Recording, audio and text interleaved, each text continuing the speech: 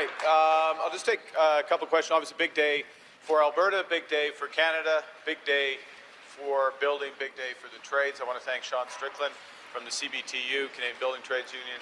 I want to thank Jay and Colin here at Local Iron Workers and everyone for hosting Minister Zaleszewski, Minister Hodgson, Corey Hogan. Great group here, as I say, big day and a start of much more.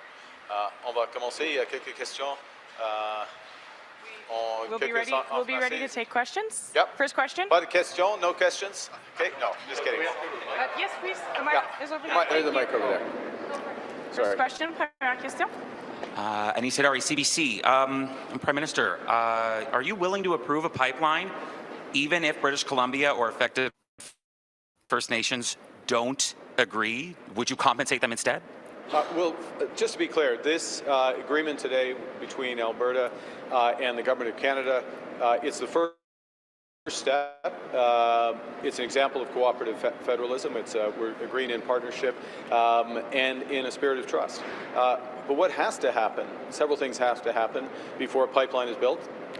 And one of those is a private sector proponent.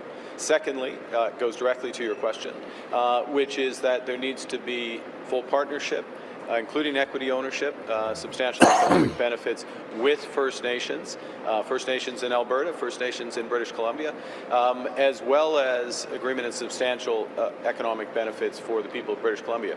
So we look at this as the start of a process. We've created some of the necessary conditions for this to happen. But there's a lot more work to do, and very much in the spirit of partnership.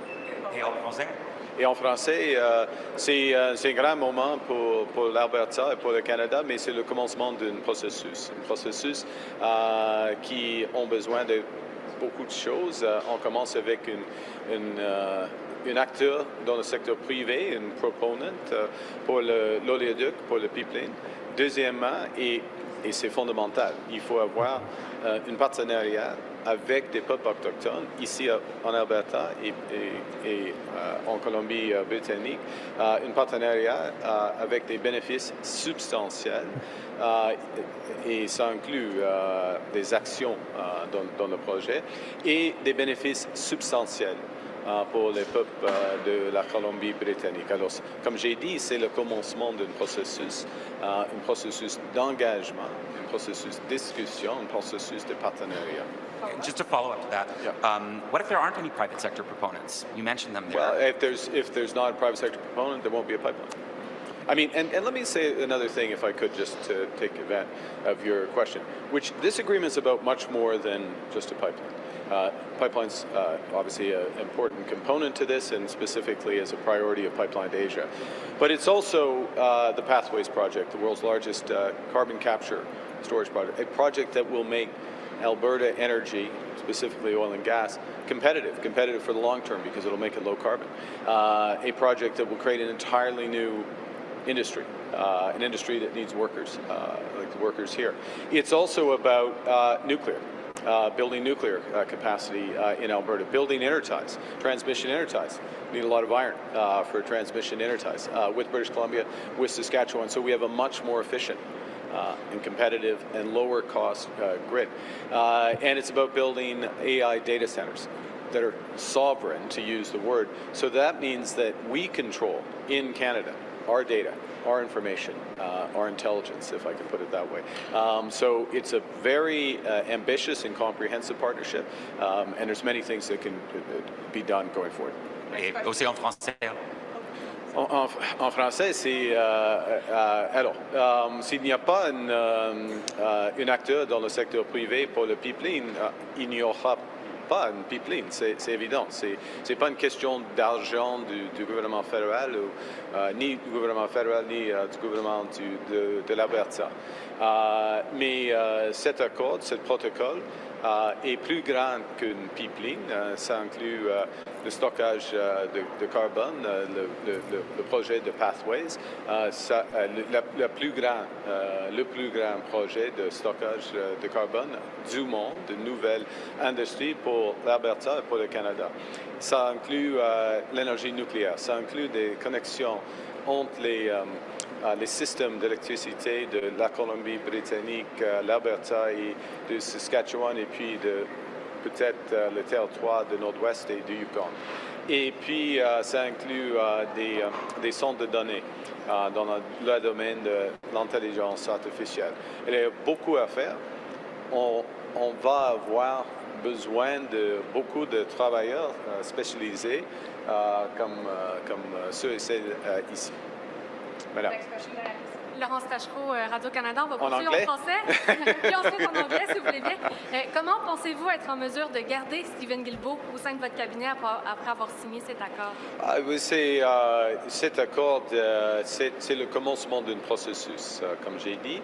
Par exemple, en ce qui concerne des aspects environnementaux, il faut déterminer le processus pour le projet de Pathway, de stockage de carbone, de l'énergie propre.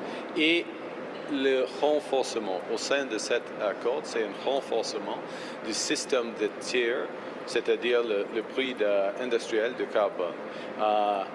Et il y a un engagement du province d'Alberta d'enlever le prix effectif dans le système de tiers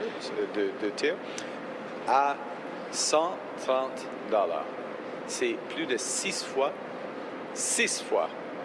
que le prix est maintenant.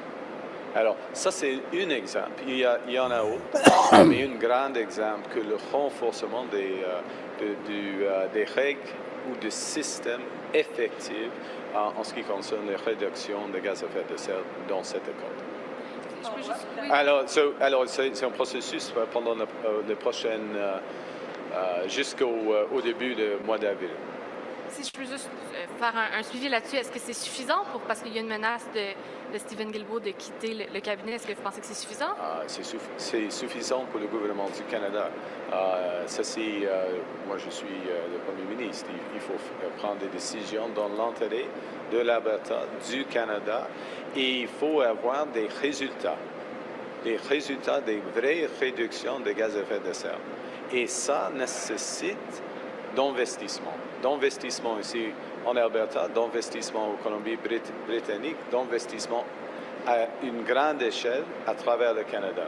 Et avec cet accord, on crée les conditions pour les grands investissements dans le stockage de carbone, dans la connexion entre les systèmes d'électricité, dans l'énergie nucléaire. Et puis, tout cela est nécessaire les investissements dans la réduction de méthane ici en Alberta. Et tout cela est nécessaire afin de réduire les gaz à effet de serre. In English, just summarize the two answers. What is in this agreement are the components, the two things. One is an agreement that then is finalized and made more specific over the course of the next several months by the start of April. But at its core is tightening the tier system, which is the industrial carbon price system here in Alberta, to a level of at least $130 with a pass price from there. What does that mean? It means more than a 6 times increase in the industrial price of carbon, from its effective level, which is much lower than the headline level, the effective level, to the level that's committed in the agreement. That's the first thing. The second is methane reductions in methane, more than 75% reductions in methane by 2035, that commitment that's there.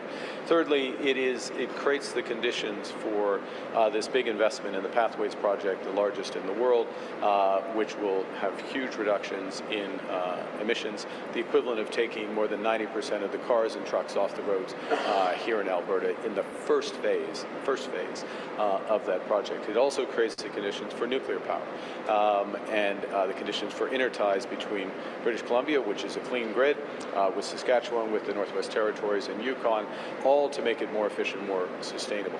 You know, we are going to get to our greenhouse gas objectives, our climate objectives, by only through massive investment. And so we need agreements like this in order to drive that massive investment. That's why this is that's one of the reasons why this is a good day for Alberta, a good day for Canada, and that's what the Government of Canada is committed to doing. Merci beaucoup. Thank you very much. Merci. Thank you. All right, that was Mark Carney talking about a landmark energy deal he signed with Alberta today. It's a lot more than a pipeline, as some would have you believe. Way more.